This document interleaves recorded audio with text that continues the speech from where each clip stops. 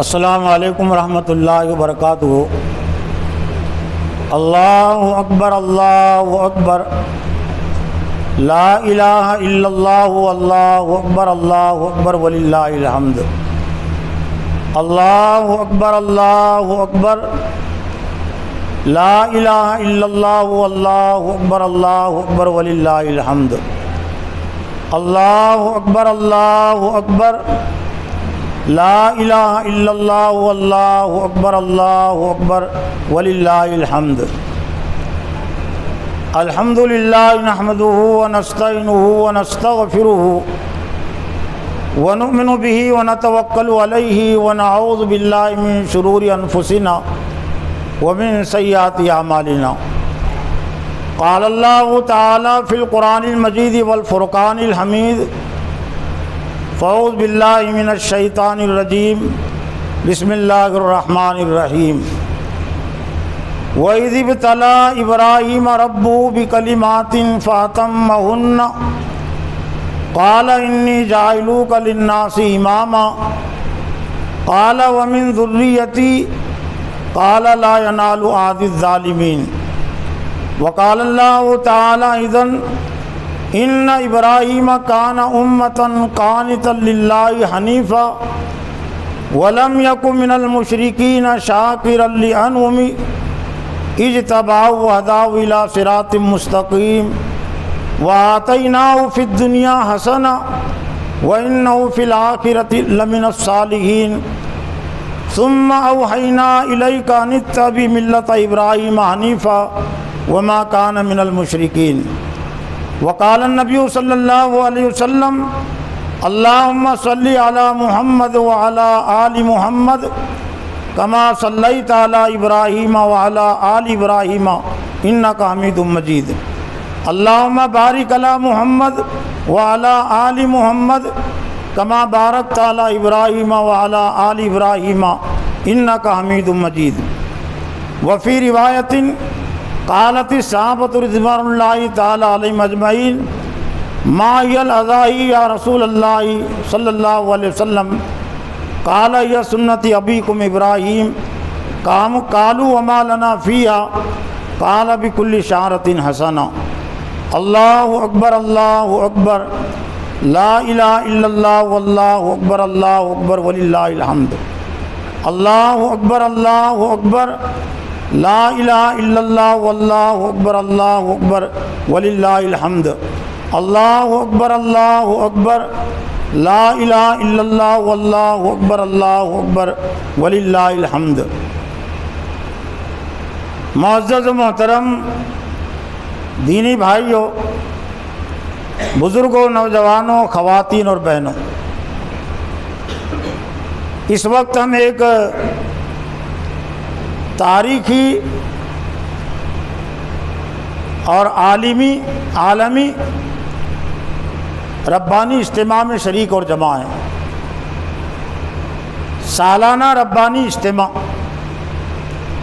جو ہر سال منعقد ہوتا ہے، اور ایک عالمی ربانی اجتماع جو میدان عرفات میں منعقد ہوا۔ ہم سے یوں سمجھ لیجئے کہ 9 ذی الحج کو منعقد ہوتا ہے،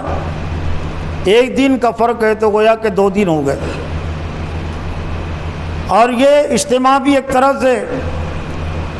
اسی اجتماع کی تاریخ سے جڑا ہوا ہے، اس لیے کہ ہر مسلمان پر فرض نہیں ہے، ہر مسلمان کے بس میں نہیں ہے کہ وہ اس عالمی اجتماع میں شریک ہو سکے، تو اللہ تعالیٰ نے ایک طرح سے اسی کی ایک متبادل صورت ہر مقام پر رکھی ہے، اجتماع عید الاضحیٰ کی صورت میں۔ اور جس طرح سے حاجی حضرات یہ خاص طور سے حج کے 5 دنوں میں، جن کو ایام تشریق کہتے ہیں، ذی الحج کی 9 تاریخ سے لے کر ذی الحج کی 13 تاریخ تک، وہ بھی تکبیر تشریق کے اٹھتے بیٹھتے دہراتے اللہ اکبر، لا الہ الا اللہ واللہ اکبر اللہ اکبر وللہ الحمد، تو اللہ تعالیٰ نے پوری امت کو اس میں شامل کیا ہے، صرف حاجیوں کو شامل نہیں کیا، پوری امت مسلمہ کو اللہ تعالیٰ نے یہ تکبیرات تشریق سے جوڑا ہے۔ تو ہم تکبیرات تشریق کو بھی سرسری نہ لیں، یہ ربانی اجتماع کو بھی سرسری نہ لیں، لیکن افسوس کے ساتھ کہنا پڑتا ہے کہ آج ہم نے یعنی امت مسلمہ نے اذان کو بھی سرسری میں لے لیا، نماز کو سرسری میں لے لیا، عید الفطر عید الاضحیٰ کو بھی سرسری میں لے لیا، قربانی کو وہ سرسری میں لے لیا، رفع یدین کو بھی سرسری میں لے لیا۔ ہاتھ اٹھانا کیا ہے؟ تکبیر کے ساتھ، یہ سرسری نہیں ہے، یہ مکمل طور سے اپنے آپ کو اللہ کے سامنے جھکانے کی، پست کرنے کی، سرنڈر کی ایک صورت ہوتی ہے۔ آج بھی کہیں پر مد بھیڑ ہوتی ہے، سامنے والا کوئی غالب آتا ہے تو اس کے نزدیک کیا ہوتی ہے؟ اپنے ہتھیار ڈالو، ہاتھ اوپر کرو، ایسے کرتے ہیں نا، ہاتھ ایسے کر لیجیے، ویسے یہ ہے اسی کی شکل۔ وہ تو انسانوں کے سامنے سلنڈر ہوتے ہیں، اپنے ہاتھ اٹھاتے ہیں، جب ہاتھ اٹھا دیتے ہیں تو سامنے والا سمجھتا ہے، سامنے والی فوج سمجھتی ہے کہ اب یہ مطیع اور فرما بردار ہو گئے، جنہوں نے ہاتھ اٹھا دیے تو ان پر اب حملہ نہیں کرتے۔ ہاں کوئی اندھے ظالم ہے تو بہت الگ ہے، لیکن جو انصاف پسند ہے، اصول پسند ہے، وہ ہاتھ اٹھانے والوں کی اطاعت اور فرما برداری قبول کر لیتے ہیں۔ تو اللہ تعالیٰ نے روزانہ میں تو رکھی ہے یہ، ہر تکبیر کے ساتھ اللہ اکبر کے ساتھ ہاتھ اٹھانا رکھا ہے، تو یہ ہاتھ اٹھانے کا عمل بھی اپنے آپ کو ظاہر کے لحاظ سے بھی اور اندرون کے لحاظ سے بھی اللہ کے سامنے مطیع اور فرما بردار بنانے کا ایک عملی مظاہرہ ہے، ایک عملی ثبوت ہے۔ لیکن سوال یہ ہے کہ ہم نے اس کو معاملات زندگی میں اس کو ہم نے داخل کیا یا نہیں کیا۔ یہ تکبیر تشریق، ایک ہی تکبیر تشریق میں 4 مرتبہ اللہ اکبر کی تعلیم اور تلقین، کیا یہ بھی سرسری ہے؟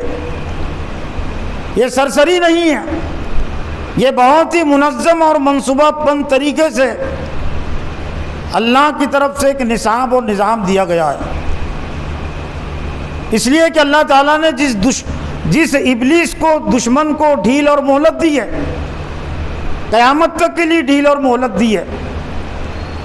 کوئی بڑا سے بڑا اسلامی لشکر اس کو قیامت سے پہلے مار نہیں سکتا، ہلاک نہیں کر سکتا، اور دنیا کی کوئی طاقت اور قوت اس کو کسی کے پاس جانے سے روک نہیں سکتی۔ تو اللہ تعالیٰ نے اس سے بچاؤ کے لیے کہ ابلیس کے وسوسوں سے، ابلیس کے حملوں سے ہر مسلمان کا ذہن اور دماغ محفوظ رہے، تو اللہ تعالیٰ نے یہ اللہ اکبر کی تلقین، اللہ اکبر کی دعوت، اللہ اکبر کا پیغام رکھ دیا ہے۔ روزانہ کے نظام العمل سے بھی اللہ تعالیٰ نے اس کو جوڑا ہے۔ یہ اذان اسی کی شکل و صورت ہے، نماز بھی اسی کی شکل و صورت ہے، اور یہ پورا ایک نظام العمل ہے جو بندھا ہوا ہے آپس میں۔ لیکن چونکہ عید الاضحیٰ میں مجمع زیادہ ہوتا ہے، جہاں مجمع زیادہ ہوتا ہے تو وہاں پر انائے بھی زیادہ جمع ہو جاتی ہے، بڑھائیاں سرداریاں زیادہ جمع ہو جاتی ہے، اس لیے پھر وہ شروع میں اتنی تکبیرات پر اکتفا نہیں کیا گیا، حالانکہ وہ بھی کم نہیں ہے۔ ایک ہی رکعت میں 6 مرتبہ ہے اللہ اکبر کی تعلیم اور تلقین، لیکن مزید عید الاضحیٰ کی نماز میں 3 کا اضافہ کر دیا گیا کہ اب وہ ایک رکعت میں 6 تو تھی پہلے سے، اب اس میں 3 اور شامل ہو گئی۔ یہ یوں ہی نہیں ہے، ایک تو یہ مجمع کی حیثیت کو سامنے رکھ کر، دوسرے یہ کہ ایک موقع کی مناسبت کو سامنے رکھ کر یہ زائد تکبیرات رکھی گئی ہے۔ اور موقع یہ ہے کہ چونکہ اذان نہیں ہوئی ہے، دیگر نمازوں سے پہلے اذان ہوتی ہے، اور اذان میں 6 مرتبہ ہے اللہ اکبر کی تعلیم اور تلقین، لیکن اب اس کی بھرپائی کر دی گئی۔ یہ نماز عید میں 2 رکعتوں میں 6 تکبیرات زائد رکھ کر، لیکن ہم نے زندگی کے کتنے شعبوں سے اللہ اکبر کو جوڑا ہے۔ دراصل یہ احساس اور احتساب کا اجتماع بھی ہے کہ ہم برسوں سے اس کو سرسری میں لے رہے ہیں۔ امت مسلمہ نے 1000 سال تک، 1200 سال تک اللہ اکبر کو سنجیدگی میں لیا تھا، تو کم تھے، لیکن اللہ تعالیٰ نے اللہ اکبر کی بنیاد پر، چونکہ اللہ کی بڑائی سے وہ جڑ گئے تھے، تو جو اللہ کی بڑائی سے جڑ جاتا ہے اللہ اس کو بڑا بنا دیتا ہے، اور جو اللہ کی بڑائی کا انکار کرتا ہے اللہ اس کو چھوٹا بنا دیتا ہے۔ ہاں، کافروں اور مشرکوں کو اتمام حجت تک ڈھیل اور مہلت ملتی ہے، لیکن اہل ایمان جنہوں نے اسلام کو قبول کیا ہے، اسلام کے ماننے کے دعوے دار ہیں، تو ان کو پھر بہت زیادہ دنوں تک ڈھیل اور مہلت نہیں ملتی، ان کی پکڑ ہوتی ہے اسی دنیا میں۔ تو جب تک امت مسلمہ نے تکبیر رب کو سنجیدگی میں لیا تھا، بر صغیر میں بھی، ہندوستان میں بھی مسلمانوں نے سنجیدگی میں لیا تھا اس کو، اللہ اکبر کو، اور صرف نماز تک اس کو محدود نہیں رکھا تھا، تجارت سے بھی اس کو جوڑا تھا، سیاست سے اس کو جوڑا تھا، گھریلو زندگی سے اس کو جوڑا تھا، اور پوری زندگی کی تشکیل وہ اللہ اکبر کے بنیاد پر انہوں نے کی تھی۔ تو اللہ تعالیٰ نے کم و بیش 1000 سال تک یہاں امت مسلمہ کو حکمراں بنایا تھا۔ اللہ کو بڑا سمجھتے تھے، اللہ نے بڑا بنا دیا تھا، بدلے کی بات ہے۔ فاذکرونی اذکرکم کی یہ سنت، تم مجھے یاد رکھو میں تمہیں یاد رکھوں گا، یہ اللہ کی پالیسی۔ جتنے معاملات میں ہم یہ چاہتے ہیں کہ اللہ ہم کو یاد رکھے، اتنے معاملات میں اللہ کو یاد رکھنا پڑے گا، اور ہم یہ چاہتے ہیں کہ اللہ ہم کو بھول جائے تو وہاں اللہ کو ہم یاد نہ رکھیں۔ جیسا کہ خاص طور سے عالمی سطح پر بھی اور بھارت کی سطح پر امت مسلمہ نے سیاسی شعبے میں اللہ کو یاد رکھنا، یاد کرنا چھوڑ دیا۔ فاذکرونی اذکرکم کی پالیسی کو امت مسلمہ نے چھوڑ دیا۔ 200 سال تھے،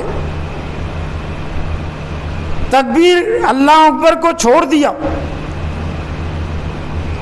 تو قیامت تو ہے اپنی جگہ پر، جہنم اپنی جگہ پر ہے، لیکن اللہ تعالیٰ نافرمانوں کے لیے اسی دنیا کو جہنم کا بنا دیتا ہے۔ 3 صدیاں گزر رہی ہے۔ علامہ اقبال جب تھے تو 2 صدیاں گزر رہی تھی بے حسی کی یا سیاسی شعبے میں اسلام کو نظر انداز کرنے کی، تو علامہ اقبال نے اس کو سامنے رکھ کر کہا تھا کہ دل توڑ گئی اس کا 2 صدیوں کی غلامی، دل توڑ گئی اس کا 2 صدیوں کی غلامی، دارو کوئی ڈھونڈ اس کی پریشان نظری کا۔ اے مسلمان، اے امت مسلمہ، کوئی دارو ڈھونڈ، دارو یعنی علاج کے معنی میں ہے، دارو دوا، دارو کا لفظ استعمال ہوتا ہے، دارو کوئی ڈھونڈ اس کی پریشان نظری کا۔ لیکن دوا اور دارو تو اللہ تعالیٰ نے نازل کیا ہے کہ یا ایھا الناس قد جاءکم من ربکم وشفاء لما فی الصدور، اے انسانوں تمہارے پاس ایک نصیحت نامہ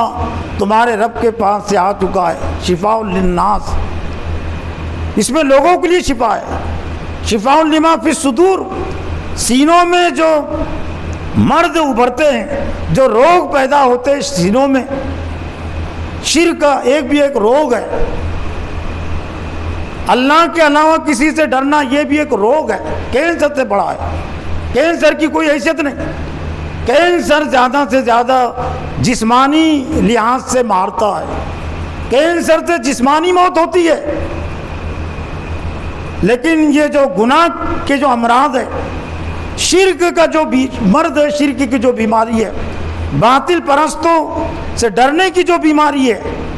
باطل پرستوں کی تائید اور حمایت کی جو بیماری ہے، یہ روگ ہے، یہ ایمان کو کھا جاتا ہے، یہ ایمان کو ختم کر دیتا ہے، ایمان کو چاٹ لیتا ہے۔ اور ایمان جب ختم ہو گیا، جسم یہ ایک لاش ہے، یہ امت مسلمہ ایک طرح سے ایک زندہ لاش ہے جو آج عالمی سطح پر اور بھارت کی سطح پر آج زندگی گزار رہی ہے۔ اس میں زندگی جو پیدا ہوتی ہے وہ ربانی نصاب تعلیم اور نظام تعلیم و تربیت کے ذریعے سے۔ پھر دوسری اہم بات اس مجمع کے حوالے سے، اجتماع کے حوالے سے، یہ اجتماع کی حیثیت ایک تاریخی ہے۔ آج سے 4000 سال پہلے سے اس کا ایک تعلق ہے، اس کی ابتدا ہے، جہاں سے آغاز ہوا ہے اس کا آغاز حضرت ابراہیم علیہ السلام، حضرت اسماعیل علیہ السلام، حضرت ہاجرہ کی قربانیوں سے۔ سورہ صافات کی جو آیت میں نے پڑھی ہے، ان آیتوں میں اللہ تعالیٰ نے وہی حضرت ابراہیم علیہ السلام، حضرت اسماعیل، لیکن حضرت اسماعیل اور حضرت ابراہیم کو یاد کرتے ہوئے چونکہ حضرت ہاجرہ کا تذکرہ قرآن میں نہیں ہے، اس لیے ایسا لگتا ہے کہ شاید حضرت ہاجرہ کا کوئی کردار ہے ہی نہیں۔ ایسا نہیں ہے، سب نام قرآن میں نہیں ہے، بہت سارے کردار ایسے ہیں کہ وہ کردار بہت روشن ہے، قرآنی کردار ہے، لیکن قرآن میں نام نہیں ہے، تاریخ میں نام ہے، سیرت میں نام ہے۔ ظاہر بات ہے حضرت باپ سے زیادہ ماں کو محبت ہوتی ہے بیٹے سے، فطری تقاضا بھی ہے، یہ زیادہ ماں کو محبت ہونا فطری تقاضا ہے۔ فطری تقاضا یہ کہ 9 مہینے تک اس کے پیٹ میں ہوتا ہے اور پھر پیدا ہونے کے بعد 1 سال 1.5 سال 2 سال تک اس کی سینے سے چمٹا رہتا ہے، تو محبت تو زیادہ ہونا ہی چاہیے نا۔ تو ایسا تھوڑی تھا کہ اللہ کا حکم آنے کے بعد حضرت ابراہیم علیہ السلام نے حضرت ہاجرہ سے ایسے ہی چھین کر اور بغیر بتائے لے لیا ہو۔ اللہ کا حکم جس طرح سے حضرت اسماعیل کو انہوں نے سنایا، ناممکن ہے کہ انہوں نے ہاجرہ کو نہ سنایا ہو، حضرت ہاجرہ کو بھی سنایا۔ اور جس طرح سے حضرت اسماعیل علیہ السلام نے کہا کہ آپ مجھے صبر کرنے والوں میں سے پائیں گے، تو حضرت ہاجرہ نے بھی پورے طور سے اپنے آپ کو آمادہ کر لیا اس قربانی کے لیے، اور کیسے وہ پیچھے رہ سکتی تھی،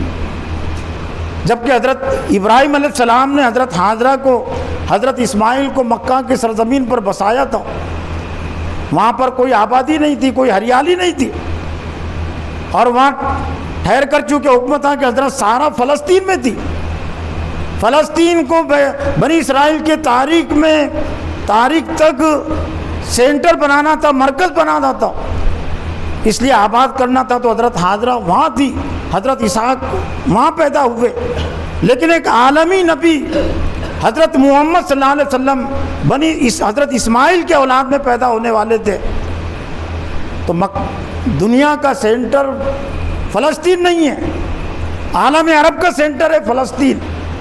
بیت المقدس، مسجد اقصی، دنیا کا سینٹر مکہ معظمہ میں مسجد حرام ہے، خانہ کعبہ ہے، کیونکہ وہ عالم نبی وہاں سے پھر نبوت مکمل ہونے والی تھی۔ تو یہ قربانی کے تاریخ کی حیثیت یہ بھی ہے کہ ایک ابراہیم نام کا بندہ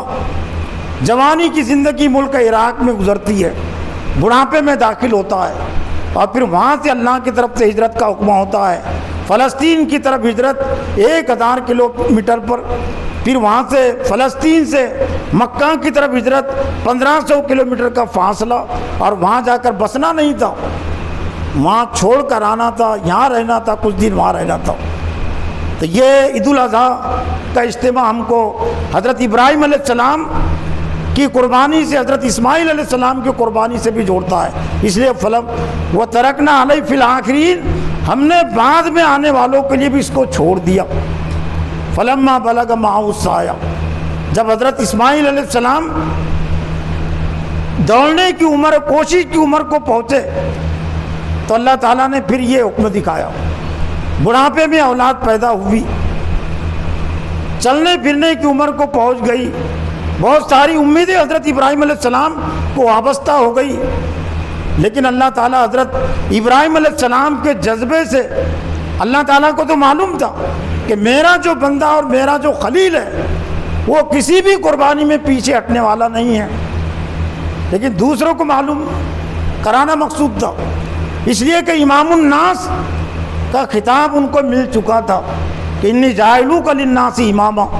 دنیا کی امامت اور قیادت کرنے کے لیے ہجرت کی بھی قربانی دینی پڑتی ہے۔ یہ تو فرما بردار تھے اسماعیل علیہ السلام، تو دکھانا مقصود تھا کہ ایک اللہ کا بندہ اللہ کے حکم کے خاطر معصوم اور فرما بردار بیٹے کے گلے پر چھری چلانے کے لیے تیار ہو گیا۔ تو اگر آئندہ حق اور باطل کے معرکے میں اگر تمہارے نافرمان بیٹے کے گلے پر تلوار چلانے کی ضرورت پڑے، بندوق چلانے کی ضرورت پڑے، لاٹھی چلانے کی ضرورت پڑے تمہارے باپ پر، تمہارے بیٹوں پر، تو تمہیں دریغ نہیں کرنا چاہیے، اسوہ تمہارے سامنے ہے۔ جہاں تک میں نے غور کیا ہوں وہ یہ کہ قتال کی متبادل شکل و صورت تھی، واقعہ برائے واقعہ نہیں تھا۔ جنگ کے حالات، جہاد کے حالات اس وقت نہیں تھے، لیکن امت مسلمہ کو دنیا کی قیادت اور امامت کے لیے، اور خود حضرت محمد صلی اللہ علیہ وسلم کو بھی جو انہی کے اولاد میں آئے،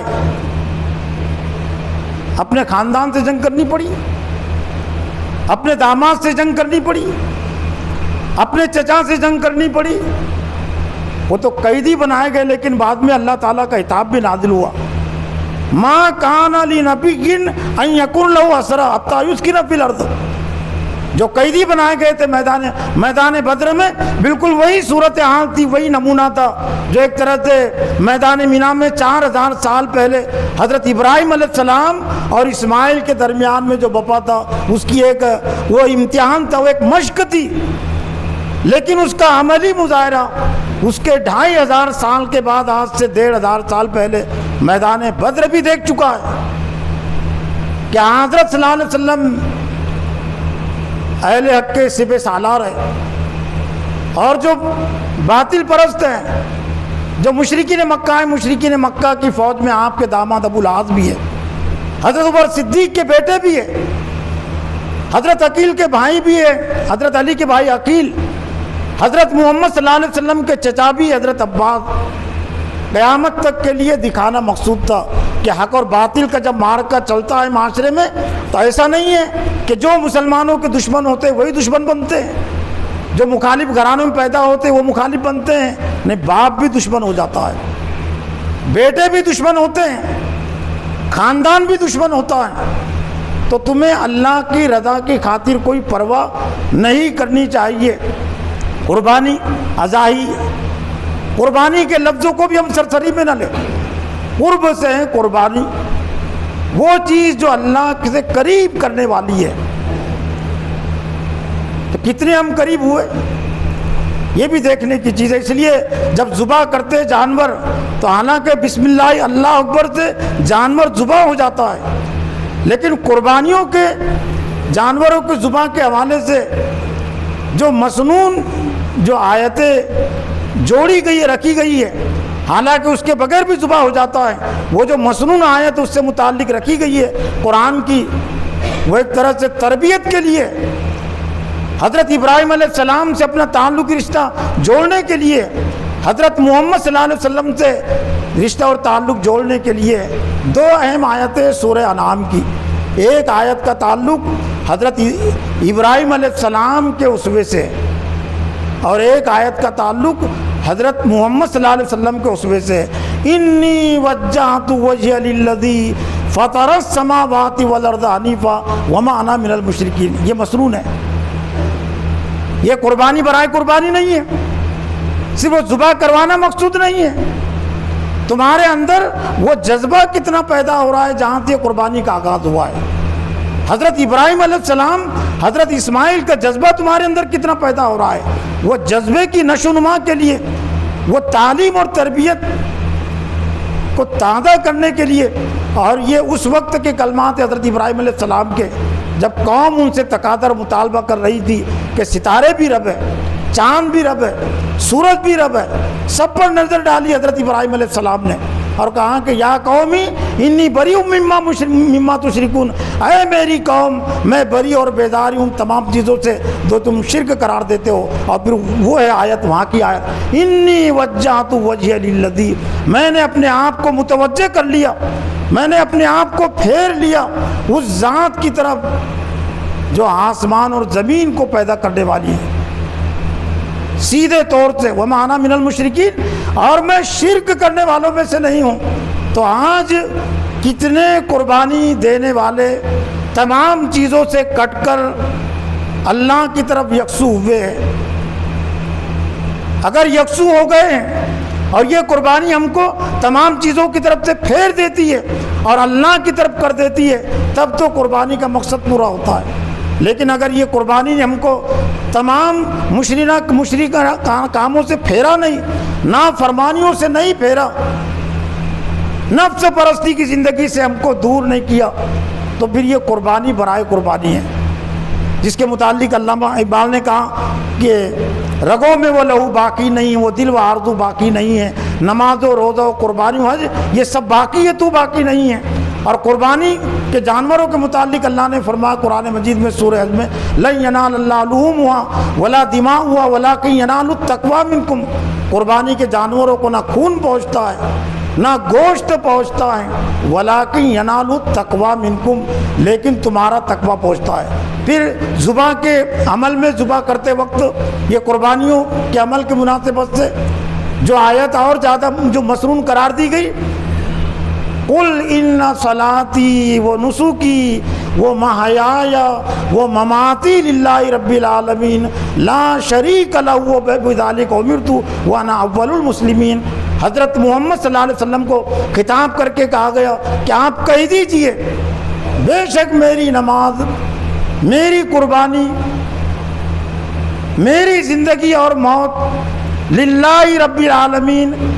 اللہ رب العالمین کے لیے ہے، لا شریک لہو، اس کی ذات میں کوئی شریک نہیں ہے، وبذالک امرت، اور اسی کا مجھ کو حکم دیا گیا ہے، وانا اول المسلمین، اور میں اول فرما برداروں میں سے ہوں۔ یہ آیت تلاوت کی آیت نہیں ہے، صرف ہے تلاوت کی بھی، لیکن تعلیم کی آیت بھی ہے، تعمیل کی آیت بھی ہے۔ تعلیم اور تعمیل ساتھ چلتی ہے، تعلیم کہتے ہیں سیکھنے کو اور تعمیل کہتے ہیں اس پر عمل کرنے کو۔ تعلیم کی بھی آیت ہے، تعمیل کی بھی آیت ہے۔ آج ہماری کتنی زندگیاں اللہ کی اطاعت اور بندگی میں گزر رہی ہے، زندگی کا کتنا حصہ اللہ کی نافرمانی میں گزر رہا ہے، اور بات جو کہی گئی وہ انا اول المسلمین، میں اولی فرما مسلمانوں میں سے ہوں۔ زیادہ تر آنکھ جو نظر جاتی ہے دوسروں پر، اپنے آپ سے ہم اسلام کی ابتدا کریں، دوسروں کی طرف زیادہ دیکھنے کی بجائے اپنے آپ کو دیکھے، تعلیم اور تربیت کے حوالے سے دوسروں تک صرف دین کو پہنچائے۔ اور پھر ایک اہم چیز یہ کہ آخر میں نے مناسب سمجھا حالات کی مناسبت سے بھی ایک اور، ہم اس کو الٹرنیٹ کا لفظ بولتے رہتے ہیں لوگ، کچھ لوگ راگ الاپتے رہتے ہیں، ڈنڈورا پیٹتے رہتے ہیں کہ الٹرنیٹ کیا ہے موجودہ حالات میں مسلمانوں کے پاس۔ یہ آداب زندگی ہے۔ اس کے جو لکھنے مولانا یوسف اصلاحی بڑے عالم گزرے ہیں، 1 سال پہلے ان کا انتقال ہوا 51 سال کی عمر میں، بڑے مربی تھے، بڑے مصنف بھی تھے، جماعت اسلامی کے ذمہ داروں میں ان کا شمار بھی ہوتا تھا۔ یہ آداب زندگی انہوں نے لکھی ہے، بہت سارے عنوانات قائم کیے۔ میں آج کے حالات میں میرے لیے متبادل کے طور پر میری کوشش ہوتی ہے کہ میں اتنا ہی تقاضا کرتا ہوں جتنا میں عمل کر پاتا ہوں، جس پر میں عمل نہیں کر سکتا میں زیادہ دوسروں کو اس کی تلقین بھی نہیں کرتا ہوں۔ طاغوت کی حمایت سے بچنا میں اپنا فرض منصبی سمجھتا ہوں، تو میں دوسروں کو اس کی دعوت دیتا ہوں۔ تو میں اپنے آپ پر بھی مختصر طور پر اس کو پیش کر رہا ہوں، آپ کے سامنے بھی، اور خاص طور سے ان لوگوں کو جو یہ سمجھتے ہیں کہ موجودہ حالات میں ہمارے پاس اب کیا ہے، سوائے باطل کی حمایت کے اور تائید کے، یا باطل یہ جمہوریت کے جھنڈے اٹھانے کا ہمارے پاس کیا رہ گیا ہے، اور پوچھتے کہ متبادل نہیں ہے۔ تو یہ متبادل حضرت صلی اللہ علیہ وسلم کی حدیث ہے، اور اسی کو نقل کیا مولانا یوسف اصلاحی نے۔ سن لیجئے صفحہ نمبر 72 پہ، اسلام کی چکی گردش میں ہے، تو جدھر قرآن کا رخ ہو اسی کی طرف تم بھی گھوم جاؤ۔ حضرت صلی اللہ علیہ وسلم نے فرمایا کہ اسلام ایک ہی حالت میں باقی رہنے والا نہیں ہے۔ ایسا نہیں کہ تم کو غلبہ مل گیا، مکہ فتح ہو گیا، عرب فتح ہو گیا تو یقیناً تم ایسے ہی رہو گے، مغلوب بھی تم ہو سکتے ہو آئندہ۔ تو ہوشیار رہو، قرآن اور اقتدار عن قریب الگ الگ ہو جائیں گے۔ حضرت صلی اللہ علیہ وسلم کے دور میں تو قرآن اور اقتدار دونوں ایک ہی ساتھ تھے، جو قرآن کہتا تھا وہی حکومت تھی مسلمانوں کی، جس سے قرآن روکتا تھا اس سے مسلمان رکتے تھے۔ آپ نے فرمایا ایک دور آئے گا کہ قرآن اور اقتدار دونوں الگ الگ ہو جائیں گے۔ آج عالمی سطح پر بھارت میں یہی صورتحال ہے نا، تو کیا رہنمائی، کیا الٹرنیٹ ہے، وہ ہے۔ تو خبردار تم قرآن کو نہ چھوڑنا۔ آئندہ ایسے حکمراں ہوں گے جو تمہارے بارے میں فیصلے کریں گے، اگر تم ان کی اطاعت کرو گے تو تمہیں سیدھی راہ سے بھٹکا دیں گے۔ تم اگر وہ گمراہ لیڈروں کے پیچھے چلو گے تو تم کو بھٹکا دیں گے، راہ راستے سے ہٹا دیں گے، اور اگر تم ان کی نافرمانی کرو گے تو وہ تمہیں موت کے گھاٹ اتار دیں گے۔ الٹرنیٹ ہے نا، یہ الٹرنیٹ ہے۔ صحابی نے کہا تو پھر ہم کیا کریں، ایسے دور میں کیا کریں کہ گمراہ حکمراں ہوں گے، سردار لیڈران ہوں گے، ان کی اتباع اور پیروی کرے تو گمراہ ہو جائیں گے، اور نہیں کریں گے تو قتل کر دیں گے۔ تو پھر اب ہمیں کرنا کیا ہے؟ تو یہ دراصل میں اپنے آپ پر پیش کر رہا ہوں، آپ کے سامنے پیش کر رہا ہوں۔ فرمایا وہی کرو جو حضرت عیسیٰ علیہ السلام کے ساتھیوں نے کیا۔ وہ لوگ آروں سے چیرے گئے، سولیوں پر لٹکائے گئے۔ خدا کی نافرمانی میں زندہ رہنے سے بدرجہ بہتر ہے کہ آدمی خدا کے احکام کی پیروی کرتے ہوئے جان دے دے۔ ان اجتماعی امراض کے خلاف برابر جہاد کرتے رہیے۔ یہ جو بزدلی کے جو بیماریاں ہیں، ڈر و خوف کی، اس کی طرف اشارہ ہے۔ ان اجتماعی امراض کے یہ عنوان جو قائم کیا مولانا یوسف نے، ڈر اور خوف کی حالت میں مسلمانوں کو کیا کرنا چاہیے، یہ عنوان اس کا، خوف و ہراس کے آداب، اس عنوان کے تحت یہ حدیث ہے، جن کے نتیجے میں سوسائٹی پر خوف اور دہشت کی گھٹائیں چھا جاتی ہے۔ دشمنوں کی ظالمانہ تسلط میں بے بس ہو کر زندگی مت گزارو، ان سے امن کی، یہاں شروع میں دیا گیا کہ اعدائے دین کی فتنہ انگیزی، یعنی دشمن دین کی فتنہ انگیزی اور ظلم و ستم سے گھبرا کر بے ہمتی دکھانے اور بے رحموں سے رحم کی بھیک مانگنے کی ذلت سے کبھی اپنی ملی زندگی کو داغدار نہ کیجیے۔ بے رحموں سے، ظالموں سے بھیک مت مانگیے، رحم کی اللہ سے مانگیے، ان کے ہاتھ میں نہیں ہے رحم کرنا، بلکہ اس کمزوری پر قابو پانے کی کوشش کیجئے جس کی وجہ سے آپ میں بزدلی پیدا ہو رہی ہے۔ اور بس آخر میں، اور وقت بھی چونکہ مکمل ہی ہو رہا ہے، زیادہ وقت میں لینا بھی نہیں چاہتا، آدھے گھنٹے کا ہی تھا وقت، انشاءاللہ 2 منٹ میں 1 منٹ لگی ہے۔ تحریر ہے، یہ تحریر بھی ایک بڑے مفکر کی ہے، مولانا سید اعلیٰ مودودی رحمۃ اللہ علیہ کی تحریر ہے۔ تنقیحات ان کی جو کتاب ہے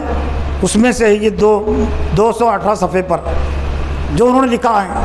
بہت سارے جماعت اسلامی کے دفتروں میں لگائی جاتی ہے توجہ کے لیے، تربیت کے لیے۔ اب کتنے توجہ دیتے، کتنی تربیت حاصل کرتے، وہ ایک دوسرا عنوان اور موضوع ہے، لیکن بہرحال یہ کہ بہت اہم ہے۔ یہ شریعت بزدلوں اور نامردوں کے لیے نہیں اتری ہے، یہ شریعت یعنی دین اسلام، یہ شریعت بزدلوں اور نامردوں کے لیے نہیں اتری ہے، نفس کے بندوں اور دنیا کے غلاموں کے لیے نہیں اتری ہے۔ ہوا کے رخ پر اڑنے والے خس و خاشاک اور پانی کے بہاؤ پر بہنے والے حشرات الارض، حشرات الارض کہتے زمین کے کیڑے مکوڑے، حشرات الارض، اور ہر رنگ میں رنگ جانے والے بے رنگوں کے لیے نہیں اتری ہے، یہ ان بہادر شیروں کے لیے اتری ہے جو ہوا کا رخ بدلنے کا عزم رکھتے ہیں، جو دریا کی روانی سے لڑنے اور اس کے بہاؤں کو پھیر دینے کی ہمت رکھتے ہیں، جو صبغت اللہ کو دنیا کے رنگ سے زیادہ محبوب رکھتے ہیں اور اسی رنگ میں تمام دنیا کو رنگ دینے کا عزم اور حوصلہ رکھتے ہیں۔ یہ دین اور شریعت یہ ان لوگوں کے لیے اللہ تعالیٰ نے نازل کیا ہے۔ اللہ اکبر، اللہ اکبر، لا الہ الا اللہ، اللہ اکبر، اللہ اکبر وللہ الحمد، اللہ اکبر، اللہ اکبر، لا الہ الا اللہ، اللہ اکبر، اللہ اکبر وللہ الحمد، اللہ اکبر، اللہ اکبر، لا الہ الا اللہ، اللہ اکبر، اللہ اکبر وللہ